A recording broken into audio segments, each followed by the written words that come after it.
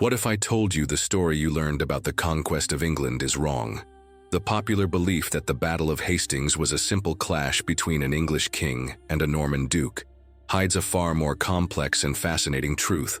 Prepare for a journey through time that will change everything you think about 1066. You'll discover how a simple promise, a family betrayal, and a broken oath led to the greatest invasion medieval Europe had ever seen.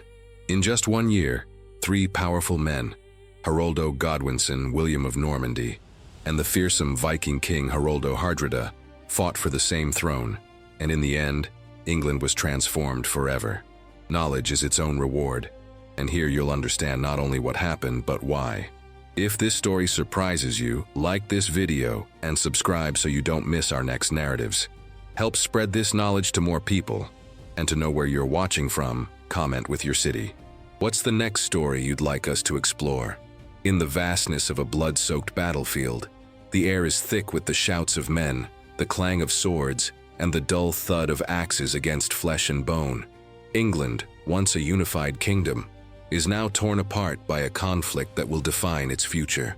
The narrative focuses on a central figure, a man with a face streaked with grime and a dented helmet, King Harold II. He is surrounded by his loyal men, the most faithful warriors the land of Wessex can offer. The shield wall he so arduously built and maintained for hours begins to give way, disintegrating under the relentless charge of the Norman cavalry. The narrator, with a solemn and grandiose voice, transports us to this moment of final desperation, but without revealing why. He paints a vivid picture: the shining armor of William of Normandy's knights, the sound of hooves echoing over the uneven ground, the cold morning mist clearing to reveal the horror of a war that shows no mercy. The focus returns to the figure of the king, who continues to fight with the fury of a wounded lion, but whose eyes already reflect the understanding of a sealed fate. In the blink of an eye, the sound of war fades, replaced by an oppressive silence. The scene, once so frenetic, calms down, revealing the battlefield in its final state, a landscape of death and defeat. The camera moves slowly over the fallen bodies, broken weapons, and torn banners. The death of Harold II is not shown explicitly, but the suggestion is more powerful than the image. The narrator, in a tone that mixes lament and the certainty of history, questions how England came to this point. How could a kingdom once so prosperous and, for the most part, united, have collapsed in a single afternoon? The hook not only introduces the climax, but also establishes the dramatic tone and epic scale of the story to be told. It suggests that to understand the final tragedy, one must go back in time to the genesis of a crisis that began with the death of a king without an heir and the ambition of 3 men determined to possess the same throne.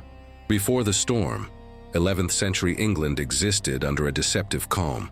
It was a kingdom that, although unified, was fragmented from within. Ruled by a complex monarch, King Edward the Confessor, the nation floated between religious devotion and earthly politics. Edward, a man of deep faith, spent most of his youth in exile in Normandy, which shaped his worldview and, crucially, his loyalties. He was more of a monk on the throne than a warrior, and his weakness was not of spirit, but of power. He depended on the great earls and nobles to govern, and this dependency opened the door for the rise of powerful factions. His greatest weakness, however, was the most fundamental to the stability of any monarchy: the lack of an heir. Edward, known for his devotion and chastity, never married with the purpose of producing a successor. As time passed, the issue of succession became a ghost haunting the court.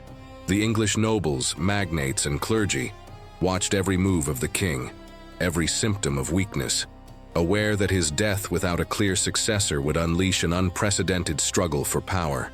The lack of a legitimate heir not only created uncertainty, but also a power vacuum that others, both inside and outside the kingdom, were eager to fill. Tensions grew, and the loyalty of the earls swayed with the political wind. The nation was on the edge of a precipice, and with each passing day, as the king grew older, the abyss deepened. At this point, the narrator establishes England as a powder keg, and the lack of a successor is the fuse being lit. Edward's dependence on the nobles resulted in a fragile political landscape where the real power was in the hands of men like Earl Godwinson and his son, Harold. While the king retreated into his devotion and the construction of Westminster Abbey, the great earls, especially the House of Godwin, increased their power and influence. This imbalance created a dangerous dynamic: a king without real power and a nobility that could at any moment contest his authority.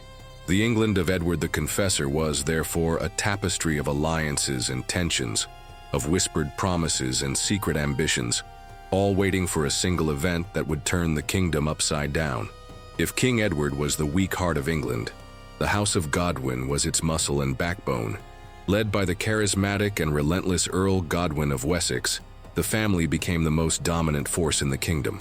Godwin, a skilled politician, knew how to navigate the turbulent waters of the court, marrying his daughter, Edith, to King Edward, and securing positions of power and wealth for his sons. They controlled vast stretches of land and wielded unparalleled military and political influence.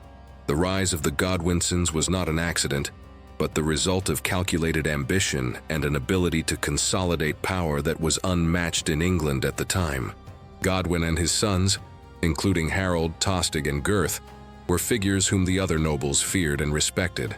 But among all of Godwin's sons, Harold was the most prominent. He stood out not only for his lineage, but for his political cunning and military competence. Unlike his father, who was an astute diplomat, Harold was a natural-born leader. He commanded armies, administered vast territories, and, most importantly, was able to negotiate with the king and other nobles. His influence grew steadily, and he became the right-hand man of Edward the Confessor, the man the king trusted most to solve the kingdom's problems. The narrator highlights this irony. The man who would become William of Normandy's greatest rival was, in fact, the chief protector of the king who had strong ties to Normandy. Harold, despite his public loyalty to Edward, also had his own ambitions and the responsibility to maintain his family's power and security. The House of Godwin represented Anglo-Saxon power, the elite that controlled England. Their strength was both a blessing and a curse. They were the only family capable of maintaining the kingdom's stability, but their ambition and dominance also generated resentment among other nobles. Harold's story is that of a man born to command, but who found himself caught between loyalty to a king and the need to protect his own legacy. The rise of the House of Godwin paved the way for the 1066 crisis, because when the crown became available, they would be the only family powerful enough to claim it. Harold was, without a doubt, the most likely successor, but his ascent would not come without challenges, both from within and outside England's borders. Despite their position of power, the relationship between the House of Godwin and King Edward was not free of turmoil. In 1051, the tension exploded into open conflict that resulted in the exile of Harold and his family. The immediate cause was a confrontation in Dover, where a group of Normans connected to the king was attacked. Earl Godwin refused to punish the aggressors, and in response the king demanded that the Godwin family present themselves. Godwin, fearing a trap, refused, and the situation escalated into a stalemate. The king, with the support of other earls, declared the Godwin family outlaws. It was a dramatic blow against the most powerful clan in England. The exile of Harold and his family was a moment of great vulnerability. They were forced to flee England, scattering in search of refuge. Harold, along with his brothers, sought asylum in Ireland, while his father, Godwin, went to Flanders. The absence of the Godwinsons left a power vacuum in the English court, which King Edward tried to fill with the help of his Norman counselors. He brought back his nephew, William, Duke of Normandy, and strengthened ties with the continent. For William, this was a promising sign that Norman influence in England was growing, and that perhaps one day the throne would be within his reach. However, the absence of the Godwin family proved to be more destructive to England's stability than their presence. The kingdom became even more fragile and divided. Resistance to Norman influence began to grow among the Anglo-Saxon nobility. The populace, who saw the Godwin family as their protectors, began to become restless. King Edward, in turn, felt the growing isolation and the pressure from the English nobles. The absence of Harold, a natural-born leader and skilled mediator, made the court even more susceptible to conflicts and intrigues. The exile, though temporary, was a crucial event that planted the seeds of distrust. It showed that the peace between Edward and the House of Godwin was fragile, and that the ambitions of both sides could, at any moment, come into conflict. The experience of exile also shaped Harold, who would return with a new determination to secure his family's future. The narrator highlights that, ironically, the moment of the House of Godwin's greatest weakness was what, in the end, prepared the ground for their future ascent to the throne. King Edward the Confessor's exile in Normandy was a pivotal period that shaped future claims to the English throne. He lived at the Norman court under the protection of the dukes, which established a deep relationship of gratitude and friendship. During this time, Edward absorbed Norman culture and politics, and he developed a strong affinity for their customs and nobility. Most importantly, he developed a special connection with the young and ambitious Duke William. Edward's lack of heirs and his long stay in Normandy fueled rumors and expectations. The narrator suggests that, perhaps out of gratitude, friendship, or veiled promises of an uncertain future, Edward may have made William an oath, or at least an informal promise about the succession. This period of closeness is not just a historical footnote, it is the basis of William's claim. He considered himself not just an ally but an heir by right, a position that, he believed, was validated by the word of the King of England himself. The narrator explores this idea, highlighting that for William, Edward's promise was not just a formality, but a sacred oath, the kind of promise a Norman duke took with the utmost seriousness. Edward's lack of heirs and his preference for his Norman friends created a precedent that William would masterfully use years later. The Norman court began to see England as a potential prize, a kingdom on the verge of falling under its sphere of influence. Meanwhile, in England, Norman influence at Edward the Confessor's court was already evident. Many of the king's counselors and bishops were of Norman origin, which caused resentment among the Anglo-Saxon nobility. This tension between the two cultures, already present, was exacerbated by Edward's closeness to William. The narrator emphasizes that the fate of England was not being decided in London, but in Caen, the capital of Normandy.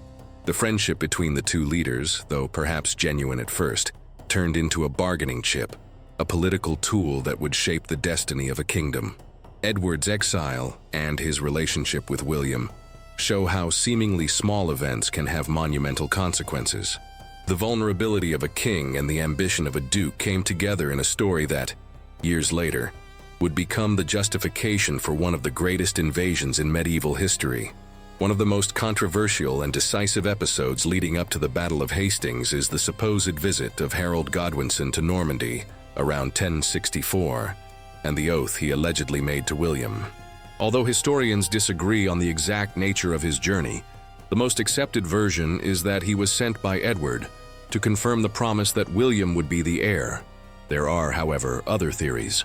The most dramatic, popularized by the Bayeux Tapestry, suggests that Harold was shipwrecked on the coast of Normandy and captured by a rival of William's, but was rescued by the Duke himself, which placed him in a position of debt and obligation. The narrator describes the tension of this meeting. Harold, a proud man and the most powerful noble in England, is forced to bow before the Norman Duke. William, a cunning leader who knew the value of an oath, would have taken the opportunity to extract a formal promise. Before sacred relics, an act of great weight in the 11th century, Harold allegedly swore to support William's ascent to the English throne after Edward's death. The narrator highlights the nature of this oath. For Harold, it may have been a simple formality, a way to get out of a difficult situation and return home, with no intention of fulfilling it. For William, however, it was the final proof of his claim, a sacred oath he would use to justify his future invasion. The script includes a brief direct speech that reflects this tension. William's voice echoes, "You swore upon sacred relics, Harold. You promised you would help me secure the throne. This promise given before God cannot be broken." And Harold in his mind might respond, "No oath made under duress can be valid." The narrator explains the ambiguity of the moment, one of history's mysteries. What really happened in that meeting? Was the oath forced, or was it part of a political agreement? The answers are uncertain, but the result is undeniable. Harold's visit to Normandy and the supposed oath became William's main political weapon. This event not only gives William a moral justification for his invasion, but also serves to portray Harold as a traitor and a perjurer in the eyes of the Church and other European kingdoms. The story, therefore, becomes not just a struggle for power, but a moral and religious battle between a man who broke a promise and another who used it to legitimize a bloody conquest. The narrative shifts to an analysis of one of the most fascinating and famous historical sources of the period, the Bayeux Tapestry. At 70 meters long, the tapestry is a visual chronicle of the Norman conquest, narrating the events that led to the Battle of Hastings. The camera moves closer to the embroidered details, showing stylized figures and scenes of great drama. The narrator explains that although it is an invaluable source, it was created around the year 1070 and likely commissioned by Bishop Odo, William the Conqueror's half-brother. Therefore, the tapestry is not an impartial account, but a piece of Norman propaganda designed to justify the conquest. The focus turns to the most crucial panel, the moment of Harold's supposed oath to William. The tapestry shows Harold touching two sacred relics, with William seated on a throne, observing the scene. The narrator points out the discrepancy. The tapestry not only confirms the oath, but does so with the greatest solemnity. Where the real event may have been a simple formality, the tapestry transforms it into a sacred act, a pact made before God. This visual representation, although possibly exaggerated, was how the Normans wanted the story to be remembered. The tapestry is a work of art and a political tool. The narrative explores the impact of the tapestry. The narrator notes that, over the centuries, this image shaped the popular perception of the oath, making the Norman version of the story the most accepted. He also raises the question of its truthfulness. Was the oath as solemn as the tapestry suggests, or was it a political maneuver by William to corner Harold? The narrator highlights that, despite not being a purely historical source, the tapestry is powerful proof of how history can be manipulated to serve political purposes. It not only documents an event but reinvents it to legitimize a new regime. The Bayeux Tapestry is a central piece in the history of the Battle of Hastings. It not only tells a story, but is part of the story itself, an artifact that illustrates the battle for truth. It represents William's vision, the version of history he wanted the world to believe, that his invasion was not an act of aggression but the fulfillment of a divine oath and the punishment of a perjurer. This perspective, though not completely proven, is the one that prevailed for centuries and served as the basis for the legitimacy of the Norman conquest. The exile of the Godwin family did not last long. The absence of its most powerful members caused a power vacuum in England, which resulted in growing dissatisfaction among the Anglo-Saxon nobility with Norman influence at court. In 1052, Godwin and his sons, including Harold, organized an expedition to return. They sailed to England with a considerable fleet, and their arrival was met with great popular support. King Edward, fearing a general conflict and facing pressure from the Anglo-Saxon nobles, was forced to negotiate. The negotiation resulted in a dramatic reconciliation. The Godwin family had their lands and titles restored, and his daughter, Edith, the Queen, was readmitted to the court. The return of the Godwinsons was not just a homecoming, it was a triumph. King Edward, although he kept the throne, was forced to yield to the will of the earls. This reconciliation, which initially seemed to be an act of peace, in fact strengthened Harold's position. He not only recovered his lands, but his influence grew even more. He became Edward the Confessor's chief counselor and the de facto leader of the kingdom. The narrator shows how Harold became the main figure of power in England, the man whom all the other Anglo-Saxon nobles respected and looked to for leadership. He was essentially governing England on behalf of an old and weak king. With the death of his father, Godwin, Harold inherited the earldom of Wessex, the richest and most powerful in England. He spent the following years consolidating his family's power and establishing himself as the most likely candidate for the succession to the throne. His ability to lead armies, as demonstrated in campaigns against Wales, and his political acumen made him an unquestionable leader. The reconciliation with Edward not only brought him back to power, but elevated him to the status of a natural heir, at least in the eyes of the Anglo-Saxon nobility. He was the only one capable of keeping England united and strong. The narrator points out that despite his ascent, the shadow of the oath made to William remained.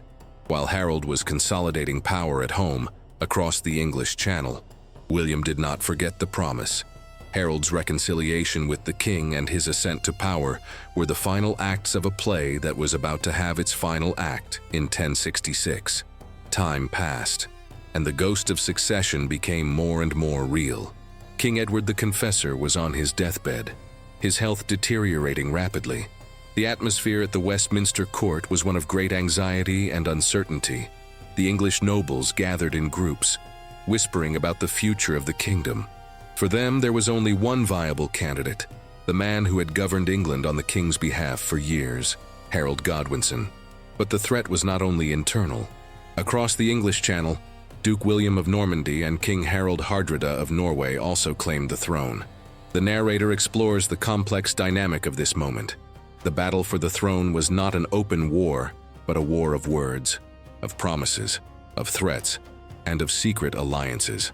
The narrator details the arguments of each claimant.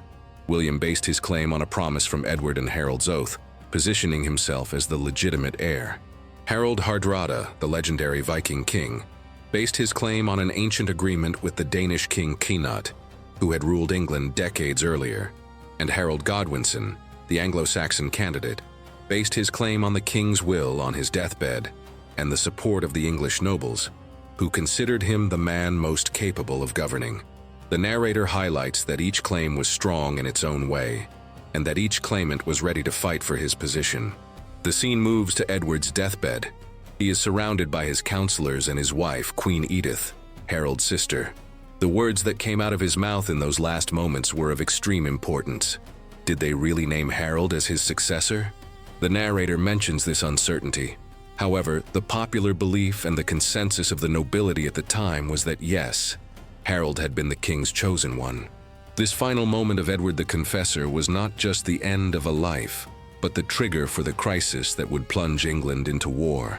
It was the turning point that turned whispers into war cries and secret ambitions into brutal invasions. England was preparing to face its bloodiest year, and the stage was set for the three claimants. The night of January 5, 1066, hung over Westminster Abbey like a shroud. King Edward the Confessor finally found his rest. His body, consumed by illness, fell silent, but his last words would echo throughout the kingdom. In the small chamber, the atmosphere was heavy with tension and expectation. The narrator describes the scene with dark details, the flickering candlelight, Edward's pale face, and the anxious glances of the nobles, among them Harold Godwinson. Anglo-Saxon tradition did not require a direct heir of royal blood. The decision of succession belonged to the Witan, a council of nobles and clergy. However, the dying king's final word carried immense weight. Historical sources agree that in his last moments, Edward entrusted the kingdom to Harold's care.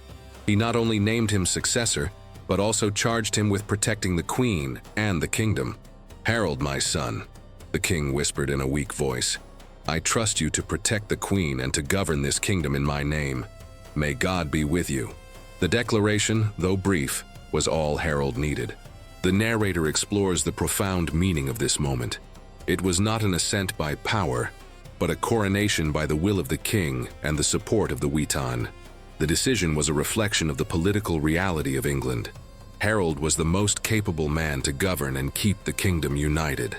He had the Anglo-Saxon lineage, the support of the nobility, and the blessing of a king he had served loyally for years. The transition was quick, and for most Anglo-Saxons seemed the most just and logical.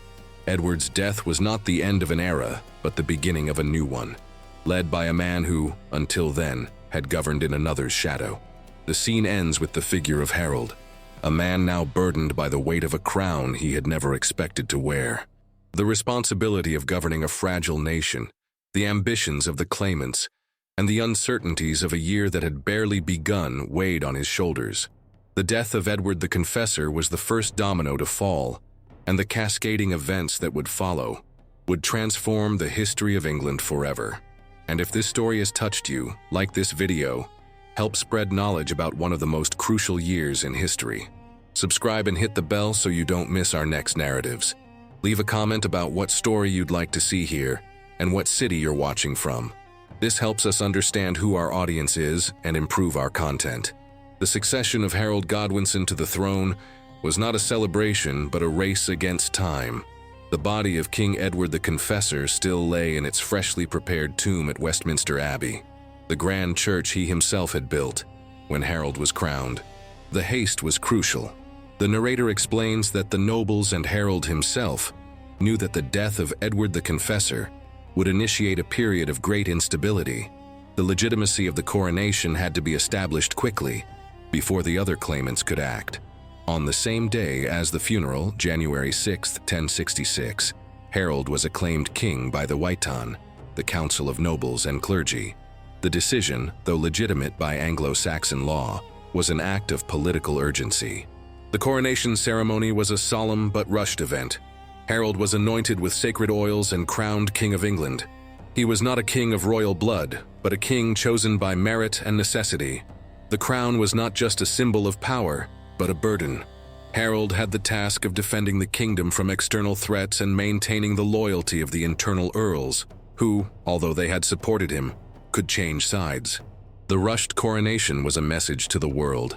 England had a new king, and he was ready to govern. But for William of Normandy and Harald Hardrada of Norway, Harold's coronation was not an act of legitimacy, but of usurpation. The narrator points out that Harold's coronation, instead of calming the waters, stirred them even more. For the Normans, the fact that Harold had been crowned on the same day as the king's funeral was final proof of his dishonesty and boundless ambition. The haste, which for the Anglo-Saxons was a strategy, for the Normans was a sign of guilt. The image of King Harold being crowned while Edward's body had not yet grown cold became the narrative that William would use to justify his invasion. The coronation of Harold II was not the end of the crisis, but the beginning of a new phase of the conflict, where claims, once just words, would become the cause for war. The news of Harold II's coronation in England reached William, the Duke of Normandy, with the speed of mounted messengers. For William, the information was a shock and a personal betrayal. He was at his castle when the news arrived, and the narrator describes his reaction with the fury of a cornered lion. He was not just a claimant to the throne, but a man with a claim that, in his mind, was the only legitimate one, based on the promise of King Edward the Confessor and Harold's oath. Harold's rushed coronation was not a political act but perjury, the breaking of a sacred oath made on Norman lands. The narrator includes a brief direct speech from William. Harold has betrayed his word. He has broken the oath he swore on sacred relics. He will be punished by God and by men. Prepare the army, England will be ours. William's reaction was not one of hesitation, but of determination. He did not consider Harold a king, but a usurper. The narrative explores the duality of the situation. For the Anglo-Saxons, Harold was a legitimate leader. For William and the Normans, he was a traitor. This difference in perception was the spark that ignited the war. The Norman Duke, with the approval of his court, began to gather an army of men from his own land and other parts of France. The legitimacy of his cause was reinforced by the support of Pope Alexander II, who, influenced by William and the narrative of the broken oath, granted the Duke a papal banner, a symbol of divine approval. The invasion of England from then on would not just be a political conquest, but a religious crusade, a holy war against a man who had violated a sacred oath. William's rage and the sense of betrayal were the engines that initiated his military preparation. The Duke knew the war would be brutal, but he firmly believed that God was on his side. The dispute for England was not just a drama between two men, but a three-player chess game. From the north, an equally formidable figure emerged to claim the throne: the legendary Viking king Harald Hardrada of Norway. Known as the last Viking, Hardrada had a fearsome reputation. He had fought in dozens of campaigns, served as a mercenary in the Varangian Guard in Byzantium, and had conquered and ruled vast territories. His claim to the English throne was based on an ancient agreement made with a Danish king who had ruled England decades earlier. It was a fragile claim, but it was supported by an army of brutal warriors and by the reputation of their king. The narrator describes Hardrada as a giant, a man who personified the fury and ambition of the Viking warriors. He did not seek the throne through promises or oaths. He sought it by force and conquest. For Hardrada, the weakness of England was an opportunity, and the death of Edward the Confessor was the signal that the time for conquest had come. He allied with Tostig Godwinson, Harold's exiled brother, who had his own reasons for seeking revenge and the throne. Together, they formed a powerful alliance, uniting the strength of the Vikings and Tostig's local knowledge of England. The script includes a brief dialogue from Hardrada. "England will tremble under my feet. The throne is mine by right of battle, and I will conquer it with my axe." The voice of Harald Hardrada resonates with cold, ruthless confidence. The threat from the north was as real as the one from the south, and Harold Godwinson, the newly crowned king, now had two formidable enemies approaching his borders.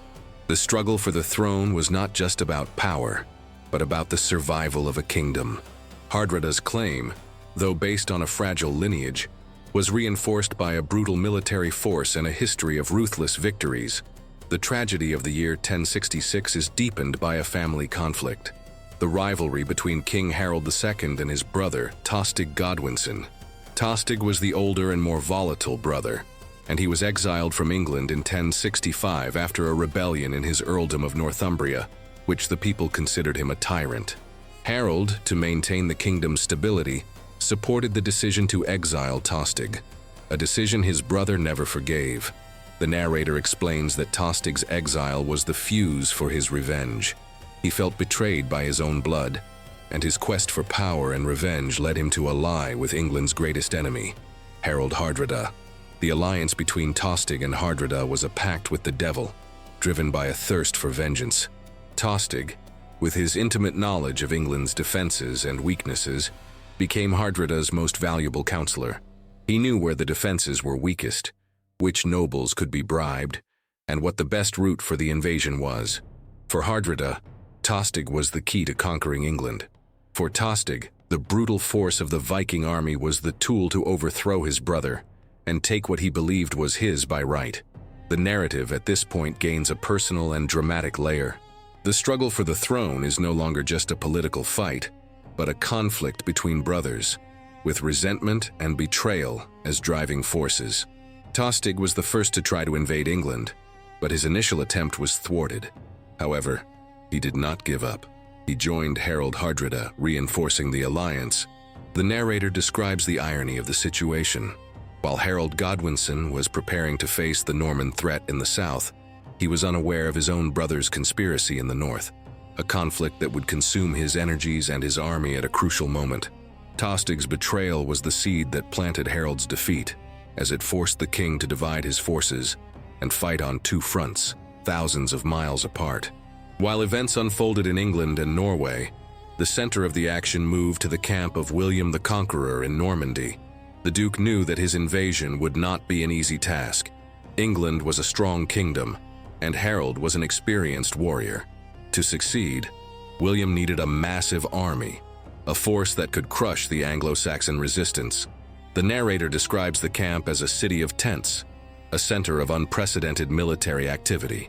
Warriors from all over Normandy, Brittany, Flanders, and other parts of France joined William's cause, attracted by the promise of land and wealth. The Duke used not only his own power but his political cunning. He managed to get the support of many nobles who saw the invasion of England as an opportunity for enrichment. The recruitment process was intense, and the logistics complex. Building a fleet of hundreds of transport ships, acquiring supplies, training thousands of soldiers, and organizing a mass invasion were an immense challenge. The narrator explains William's genius in this process.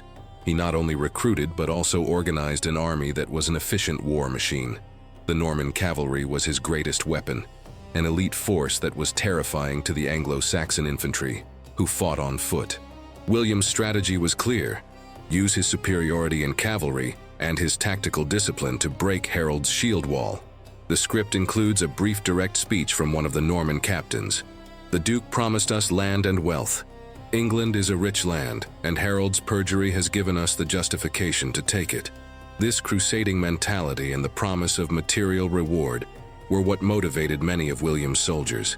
The Norman camp was not just a military base but an incubator of ambition and violence. The invasion was no longer a matter of a single oath.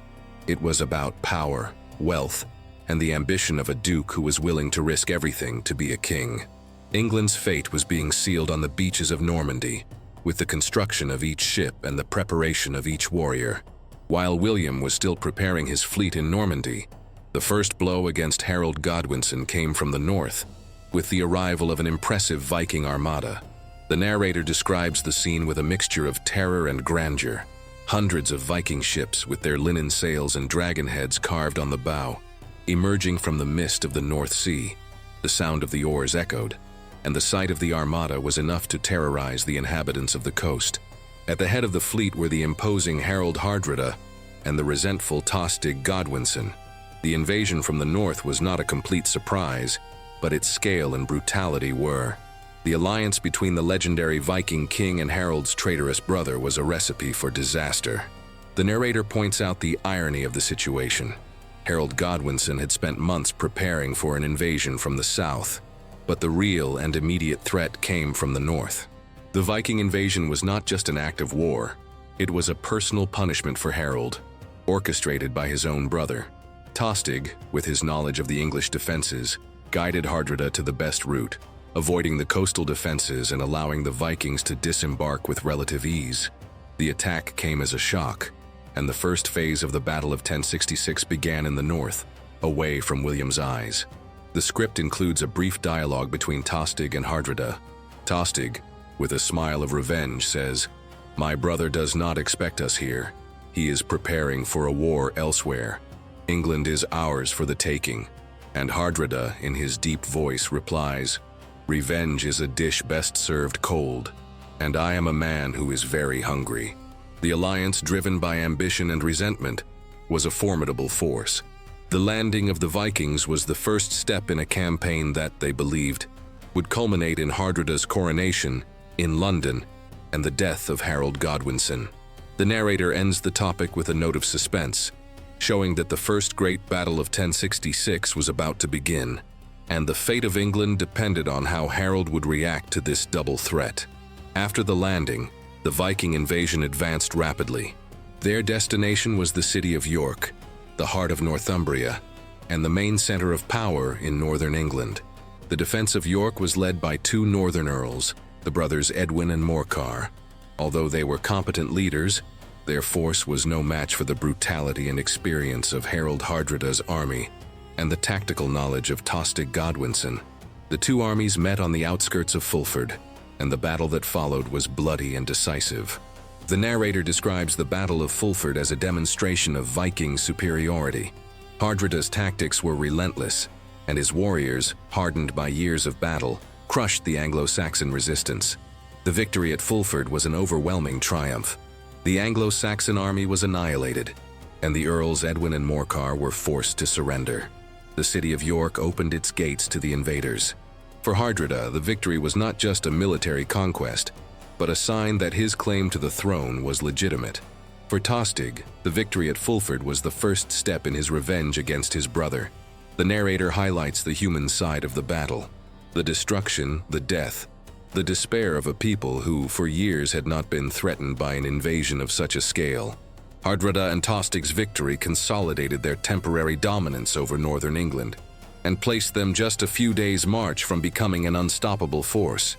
The Vikings' success at Fulford had a devastating effect. It demoralized the Anglo-Saxon defenses and gave Hardrada and Tostig a solid base of operations. They were ready to march south, to the heart of England, to face Harold Godwinson on his own land. The narrator points out that the stage was set for an epic confrontation. Hardrada's victory at Fulford was a crucial moment because it showed the vulnerability of Harold's kingdom and forced the king to make an impossible decision: fight the threat in the north or prepare for the threat in the south. The scene shifts to southern England. Harold II was in London, preparing his army for the invasion he expected from William of Normandy. The weeks had been filled with great tension and preparation, with coastal defenses on high alert. The narrator describes the king in his court, surrounded by his counselors, when an exhausted and mud-caked messenger arrives, falling to his knees. The silence in the room is total. The anticipation is palpable. The messenger brings the news Harold most feared: an invasion from the north. King Harald Hardrada of Norway and Tostig Godwinson had landed and won the Battle of Fulford. The news hits Harold like a physical blow. The narrator explores his reaction, a mix of fury and despair. He had prepared for a war, but in a different place. The irony was cruel. The closest and most unexpected threat was that of his own brother. The script includes a brief dialogue. "Tostig, he betrayed his own family," Harold says with a voice filled with pain and fury. "He has joined England's greatest enemy. We can't wait any longer. We have to march north now." Harold's decision to face the northern threat was audacious. He knew that by marching north, he would leave the south vulnerable to William's invasion. But he also knew he could not allow Hardrada and Tostig to consolidate their dominance in the north. Harold's decision to march north is one of the most crucial moments in the history of 1066. It was a gamble, and he took it with the urgency of a leader who knew that time was running out. He mobilized his army and, with the speed of lightning, set off for the north. The narrator highlights Harold's sacrifice. He did not hesitate to face the most immediate threat, even if it put him at a disadvantage against the future threat. Harold's march north was an act of courage and despair, the first step in a campaign that would define his legacy and the destiny of his kingdom. Harold II's response to the Viking invasion was one of the most impressive feats in medieval military history. Instead of waiting or retreating, he mobilized his army and began a forced march from London to the north. The distance between the two cities is more than 200 miles, and Harold and his men covered it in just 4 days. The narrator describes the march with a sense of urgency. The troops who had spent months on high alert in the south were now moving at an insane speed, without rest, with the sole objective of reaching York before the Vikings could strengthen their position. It was a feat of human endurance and leadership, a testament to Harold's determination and the loyalty of his men. The march was a logistical and physical challenge. The soldiers were exhausted, but the spirit of patriotism and loyalty to their king kept them moving. They not only marched but also fed on what they could find along the way and slept where they fell. The narrator highlights Harold's tactical genius. He knew that the element of surprise was his only advantage. The Vikings, believing that Harold was far away, were camped and celebrating their victory at Fulford. Harold's march, though risky, was the only way to surprise them and fight on his own terms. Harold's arrival in the north was so fast that it caught Hardrada and Tostig completely off guard. The narrator describes the scene. The Vikings were camped near Stamford Bridge, a strategic bridge leading to York, and many of their men were without armor, believing the war was over. Harold's army found them at a moment of vulnerability, and the battle that followed was a demonstration of the brutality and efficiency of the Anglo-Saxon army. Harold's march north was the act that transformed the destiny of England. He went into battle, exhausted but with a heart full of fury and hope. The climax of the Viking invasion came at the Battle of Stamford Bridge. The narrator describes the scene: a narrow bridge over a river, a Viking force that had been caught by surprise, and an Anglo-Saxon army that was exhausted but determined. The battle began with the charge of Harold II and his men. The Vikings, caught off guard, defended themselves bravely, but the numerical advantage and the fury of the English were too much for them. The clash on the bridge was brutal. The legend of the Viking berserker, who alone held back the English advance, is narrated in detail, showing the ferocity of a single warrior. The peak of the battle was the confrontation between the two kings. Harald Hardrada, the legendary Viking warrior, fought with the ferocity of a cornered animal, but he was killed by an English arrow, ending his long and victorious career. Tostig, Harold's traitorous brother, was also killed in battle, which ended his quest for revenge. The Battle of Stamford Bridge was a crushing victory for the Anglo-Saxons. The Viking army was annihilated, and the threat from the north was completely eliminated. The narrator points out the irony of the victory. Harold II's conquest over the Vikings was a triumph, a moment of glory for England. He had defeated the greatest warrior of his time, a man who had terrorized Europe for decades. However, the victory came at a high cost. Harold's army, already exhausted from the march north, was worn out by the battle. They had fought for hours and the losses were significant. The Battle of Stamford Bridge was not just a victory, but an exhaustion that would weaken Harold's forces for the battle to come. And this exhaustion would be the key to the king's defeat. The victory in the north was the prelude to the tragedy in the south. The Battle of Stamford Bridge, though a decisive victory for King Harold, was immortalized by an act of individual heroism that borders on legend, that of the Viking berserker on the bridge. The narrator describes the scene with vivid details. The English advanced over the narrow bridge, but the way was blocked by a single Viking warrior.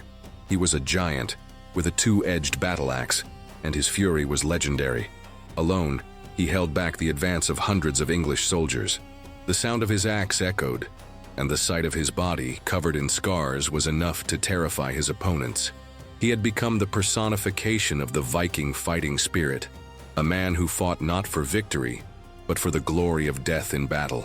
The narrator describes the events in detail, how the berserker's fury made him invulnerable to fear and pain. The English soldiers in turn tried to pass, but the warrior alone defeated them, killing dozens of men. The legend says he was finally defeated when an English soldier, in a boat underneath the bridge, stabbed him through the planks. The berserker's death broke the stalemate, and Harold's army finally managed to cross the bridge to victory. The narrator emphasizes that, although the legend may be exaggerated, it is a testament to the ferocity of the battle and the bravery of the Viking warriors. The berserker's act not only stopped Harold's army, but also gave time for Hardrada and Tostig to prepare for battle. The legend of the Viking berserker is a moment of great drama. He is a character who, although he did not change the course of the battle, personified the bravery and fury of Harold's enemy. He was a figure who, even in defeat, demonstrated the power and brutality that the Anglo-Saxons faced. The narrator ends the topic with a reflection on the nature of war and heroism, showing that, even in a battle so great and important, it is the small acts of bravery that are often remembered by history. The joy of Harold's victory at Stamford Bridge was short-lived. While the king celebrated and buried his dead, the news he most feared arrived. An exhausted messenger, but with an urgency in his voice, arrived at Harold's camp with the news that William of Normandy had landed in the south of England. The irony of the situation is cruel. Harold had, in a matter of days, defeated the greatest Viking king of his time and his own brother, but the greatest challenge was yet to come. The narrator describes Harold's reaction with a mixture of exhaustion and determination. He knew that time was his enemy. The Norman landing at Pevensey Bay was no accident. William had waited patiently for months, waiting for the right moment to invade. The news of Hardrada's Viking invasion was the signal he needed. William knew that Harold would have to march north, which would give him time and space to land his troops in the south. William's strategy was brilliant. He used his rivals to weaken Harold and force him to fight on two fronts. The narrator includes a brief speech from one of Harold's counselors. "Lord, our forces are exhausted. We must wait for reinforcements." But Harold knew there was no time to wait. Harold's decision was immediate and audacious. He would march back south, face William, and defend his kingdom. The victory at Stamford Bridge was Harold's last moment of glory. From then on, he would be in a race against time, with his army exhausted and his defenses weakened. The news of William's landing was the turning point that transformed the history of 1066. The victory in the north was the prelude to the defeat in the south. Harold II's fate was sealed. After the news of the Norman landing, the king's army began the second frantic march of 1066.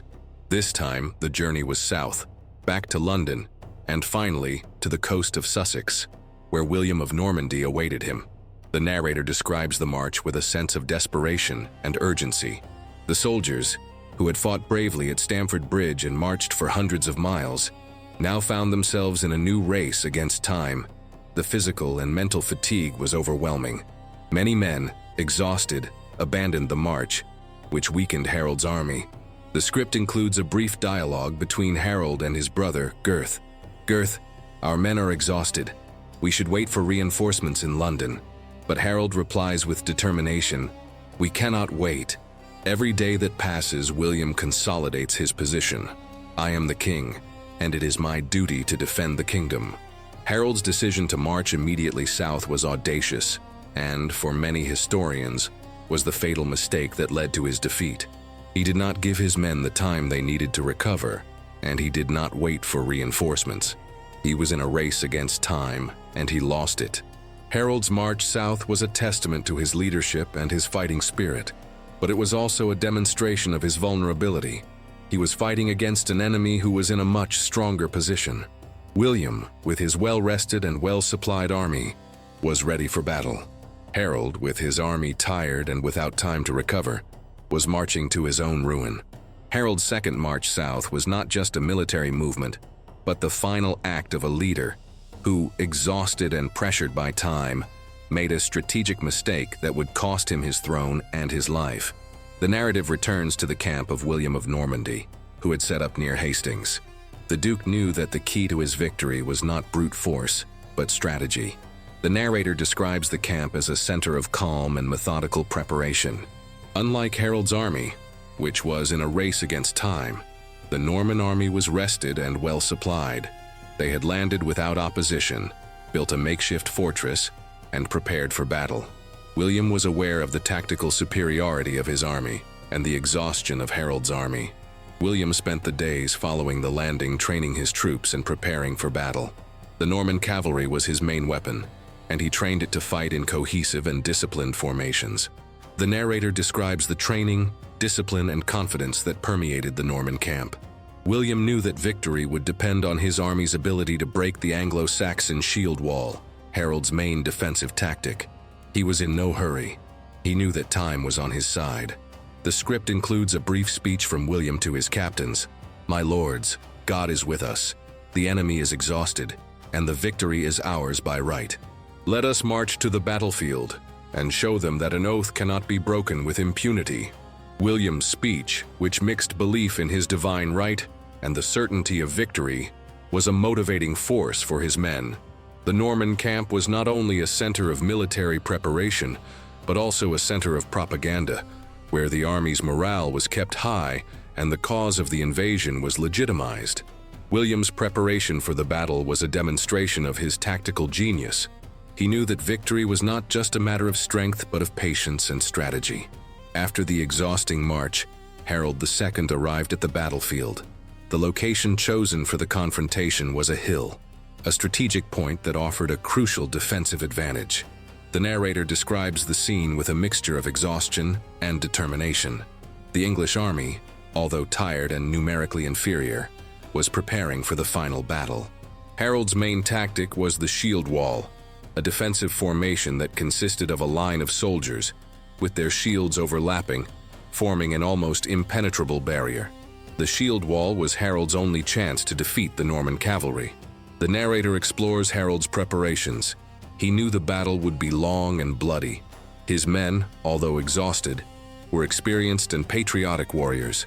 They were fighting for their lands, their families, and their king. Morale was high despite the fatigue. Harold positioned his troops on top of the hill, forcing the Normans to attack uphill, which would decrease the speed and force of the cavalry. The shield wall, when formed, was a formidable force. The script includes a brief dialogue from one of the English soldiers. "We defeated them in the north. We will defeat them in the south. We are the warriors of England." The narrator points out the vulnerability of the shield wall. Although it was a strong defensive tactic, it had its weaknesses. It was vulnerable to projectile attacks and, if it was broken at any point, the entire army could be disorganized. The battle to come was not just a clash between two armies, but a test of two different war tactics. The Anglo-Saxon shield wall against the Norman cavalry and archers. The Battle of Hastings would be a test of strength and endurance, and the fate of England would depend on which tactic proved superior. The sun on the morning of October 14, 1066, lit up the battlefield. The tense silence was broken by the sound of trumpets and the war cry of the Normans. The Battle of Hastings began. The narrator describes the scene with a mixture of terror and grandeur. The forces of William of Normandy advanced towards the hill where Harold II's army was positioned. The first wave of attack was from the Norman archers, who shot arrows at the shield wall, but most of them ricocheted off, causing no significant damage. Next, the Norman cavalry, William's main force, advanced. The cavalry charge was a spectacle of force and violence. Hundreds of knights with their shining armor and fluttering banners advanced towards the shield wall. The sound of the clash between the cavalry and the infantry was deafening. The narrator describes the brutality of the clash. The Norman cavalry, however, could not break the shield wall. The wall was an impregnable force, a wall of iron and flesh that withstood all attacks. Harold's tactic was working. The script includes a brief dialogue from one of the Norman captains. "The wall doesn't yield, they are strong." But William's response was one of determination. "We will break the wall, if not with force, then with cunning." The first phase of the battle was a demonstration of strength and endurance. The shield wall, although it resisted, was under constant pressure. Harold's army, already exhausted from the march south, was defending itself bravely, but losses were beginning to mount. The Battle of Hastings would not be decided in a single attack, but in a series of charges and tactical maneuvers. With the shield wall proving impregnable, William of Normandy was forced to change tactics. He used the maneuver that would become one of the most famous in medieval military history, the feigned retreat. The narrator explains the strategy in detail. The Norman cavalry, after a series of unsuccessful attacks, simulated a disordered retreat. The English soldiers, who had resisted for hours, saw the retreat as a sign of victory and broke the shield wall to pursue the Normans. The action, although understandable, was the fatal mistake that would condemn Harold II's army. The script includes a brief speech from Harold to his men. "Do not break the wall, hold the line." But his orders were ignored in the euphoria of victory. The English soldiers, believing the battle was won, scattered and pursued the Normans. William's tactic worked perfectly. The Normans turned back, and the cavalry, which had simulated the retreat, attacked the disorganized English soldiers. The shield wall, which was the English's only defense, had been broken. Harold's army, which was a cohesive and organized force, was now scattered and vulnerable. William's feigned retreat was the key to his victory. He used the inexperience of the English soldiers in battles against cavalry to create a situation of disadvantage. The battle from then on became a massacre. The Normans, with their superiority in cavalry, crushed the English forces that had broken the shield wall. Harold's tactical error, though understandable, was what cost him the throne. The Battle of Hastings was not won by strength, but by cunning. The Battle of Hastings was a conflict of exhaustion, both physical and moral. The narrator describes the scene in a somber tone. Casualties on both sides were enormous. The Normans, although more efficient in their attacks, suffered great losses in their attempt to break the shield wall. The English, in turn, resisted bravely. But William's feigned retreat and the subsequent disorganization of their troops caused incalculable losses. Harold II's army, which was already exhausted from the march south, was now fighting against an enemy that was fresh and well supplied. The script includes a brief dialogue from one of the English soldiers. "I can't take it anymore. Our swords are dull and our shields are destroyed." The exhaustion was palpable. Harold's men had been fighting for hours, and their morale was in decline. The Battle of Hastings was not just a test of strength, but of endurance. With each passing hour, Harold's army grew weaker, and William's army grew stronger. William's numerical superiority began to manifest itself. Defeat was no longer a possibility, but a certainty. The narrator points out that the battle was a moment of great heroism and great tragedy. Harold's men fought to the end, but William's tactical superiority and their own men's exhaustion sealed their fate. The Battle of Hastings was a demonstration that, in a war, physical endurance and tactical strategy are just as important as bravery and strength. The exhaustion of the English army was what, in the end, led to its defeat. The climax of the Battle of Hastings, and the turning point in the history of England, was the death of King Harold II. The narrator describes the scene with a tone of drama and fatality. Harold, the warrior king, was on top of his hill, fighting bravely, when the battle reached its most chaotic point. The most popular legend, popularized by the Bayeux Tapestry, claims that he was hit by an arrow in the eye. The narrator explores this theory. The scene, although dramatic, is of doubtful origin, and may have been an invention to give a sense of destiny to Harold's death. Other sources claim he was killed by a spear or a sword. However, what matters is the result. Harold's death was the turning point that sealed the fate of the battle. The English army, which was already exhausted and disorganized, disintegrated after the death of its leader. The loss of their king was a blow they could not bear. The narrator describes the dispersal of the troops, the despair and chaos that followed Harold's death. The Normans, realizing the disorganization, attacked with renewed fury and crushed the Anglo-Saxon resistance. The battle ended. The script includes a brief speech from one of the English soldiers. "Our king is dead. The battle is lost." The voice is one of despair and resignation. Harold's death was not just the death of a man, but the death of a kingdom. England, which for so many years had been ruled by Anglo-Saxon kings, was now at the mercy of an invader. Harold's death was the event that changed the course of English history, ushering in a new era of Norman rule. The Battle of Hastings did not end with the death of Harold II. The narrator describes the pursuit that followed the king's death. The Normans, with their superior cavalry, chased the survivors of the English army, who scattered in all directions. The massacre was relentless. Harold's army, which had fought bravely, was annihilated.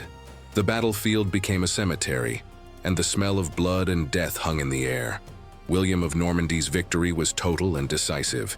He not only won the battle, but he crushed the Anglo-Saxon resistance. The script includes a brief dialogue between William and one of his captains. "The enemy has fled, my lord. The victory is ours." The captain's voice is one of triumph, but William's is one of caution. "The battle is won, but the kingdom is not yet ours. The conquest has just begun." William's vision was long-term.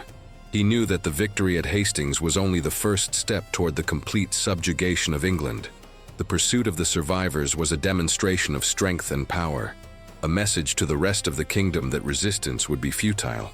The defeat of the English army was not just the end of a battle, but the beginning of a new era of Norman rule. After the chaos of the Battle of Hastings, the scene became a landscape of devastation.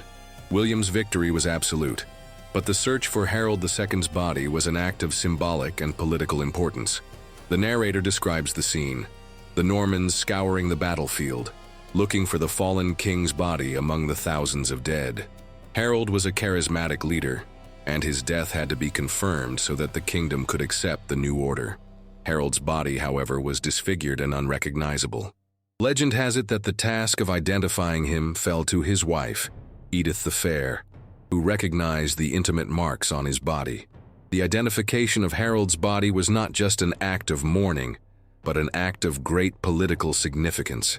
The death of the Anglo-Saxon king was the final proof that the old order had ended, and that a new order, under William's command, had begun. The narrator explores the symbolism of the scene. The warrior king, who had fought to the end, lay dead on a field that would become the landmark of his defeat.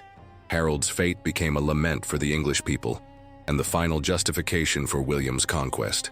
The script includes a brief speech from William. "Bury him with honors. He was an honorable man, but he broke his oath. Let his death be a reminder to all that dishonor cannot be tolerated." William's phrase is a demonstration of his pragmatism. He honored the enemy, but used his death to legitimize his own conquest.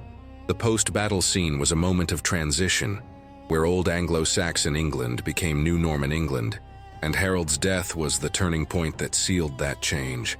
The victory at Hastings did not mean the immediate conquest of all of England. The narrator describes William's march toward London as a slow and cautious process. The English capital, which was the heart of Anglo-Saxon power, did not surrender immediately. Some nobles and clerics, led by Edgar the Atheling, a descendant of the old royal line, tried to resist William's march. They hoped that popular resistance would manifest itself and that William would be defeated. But the resistance was weak and disorganized. William, on his march, used a combination of force and psychological tactics. He plundered and burned cities and villages that opposed him, showing the brutality of his army. At the same time, he also presented himself as a just and legitimate leader who had come to govern England peacefully. The narrator explores the dichotomy of William's march. He was a brutal conqueror, but also a cunning diplomat. He knew that the key to the final conquest was the surrender of London. The resistance in London was weak. The Anglo-Saxon nobility, without a strong and unified leader, yielded to William's pressure. They knew that defeat was inevitable. The leaders of the resistance, including Edgar the Atheling, surrendered and swore loyalty to William. William's march to London was not a battle, but a psychological siege that he won. The surrender of the capital was the final act of William's military conquest. William's conquest was formalized on one of the holiest days of the Christian calendar. On Christmas Day 1066, William the Conqueror was crowned King of England at Westminster Abbey, in the same place where Harold II had been crowned at the beginning of the year. The narrator describes the scene with great symbolism. William's coronation was not just a political act, but an act of religious legitimation. He became the successor of King Edward the Confessor and the king of all the Anglo-Saxons. The ceremony was a solemn event, but with a touch of tension. The crowd that gathered to witness the coronation was full of uncertainty and fear. William, however, acted with the confidence of a king. He was anointed with the sacred oils and crowned with the crown of St. Edward the Confessor. The Archbishop of York, Aldred, who had crowned Harold II, crowned William, an act that legitimized his claim. The script includes a brief speech from William. "By the grace of God, I, William, King of the English, swear to defend the laws and customs of England, and to govern this kingdom with justice and equity." William's promise, although sincere at the time, would be tested in the following years. William's coronation was the final point of a journey that began with the ambition of a Norman duke and ended with the conquest of a kingdom. He was, from then on, the King of England, and his reign would change the course of history. Despite the coronation, William's conquest was not peaceful. Northern England, which was a center of Anglo-Saxon power, rebelled against the new king. The rebellion was led by Anglo-Saxon nobles who did not accept Norman rule. William's response was brutal and relentless. The narrator describes the harrying of the North as one of the most brutal and bloody campaigns in medieval history. William, intending to completely subdue the resistance, used the tactic of scorched earth. He ordered that all villages, towns, and fields be burned, and that crops be destroyed. The objective was simple: leave the North without resources, without food, and without hope. The harrying of the North was an act of cruelty that shocked even contemporaries. The population of the North was decimated by hunger and disease. The landscape, which was once fertile and full of life, became a desert. The narrator explores the human cost of the conquest. William's cruelty, although it was effective in subduing the rebellion, left a deep scar on the memory of the English people. The harrying of the North was proof that William was not just a just leader, but a relentless conqueror who would not hesitate to use force to secure his power. The script includes a brief dialogue from William. "Let them feel our fury. The rebellion must be crushed. Let them remember that my will is the law of the land." William's phrase is a demonstration of his determination to rule England with an iron fist. The harrying of the North was the act that sealed the fate of northern England. The resistance was crushed, and the region, which for so many years had been a center of Anglo-Saxon power, became a desert, without power and without hope. The Battle of Hastings and the conquest of William the Conqueror were not just the end of a war, but the beginning of a new era for England. The narrator moves forward in time to explore the legacy of the conquest. The main consequence was the loss of land and power of the Anglo-Saxon aristocracy. William confiscated the lands of the nobles who opposed him and distributed them among his own Norman followers. The old Anglo-Saxon elite was replaced by a new Norman elite, who ruled with an iron fist. Feudalism, a system of property and power, was introduced, and land became the basis of all power and wealth. The arrival of the Normans also changed England's culture and politics. The official language, English, was replaced by French and Latin. Norman laws and customs were introduced, and England became a nation more aligned with the European continent. The narrator describes the transformation of England. The old Anglo-Saxon traditions were suppressed, and a new culture with new customs and new traditions was introduced. William's conquest was not just a military victory, but a social and cultural revolution. The England that existed before 1066 was completely different from the one that existed after. The Domesday Book, a census of lands and properties that William ordered to be made, is proof of the transformation. It showed that the land, which once belonged to the Anglo-Saxons, now belonged to the Normans. The narrator ends the topic with a reflection on the irony of history. One man, with a promise and an ambition, changed the course of a nation forever. England, which for so many years had been ruled by its own people, was now under the rule of an invader.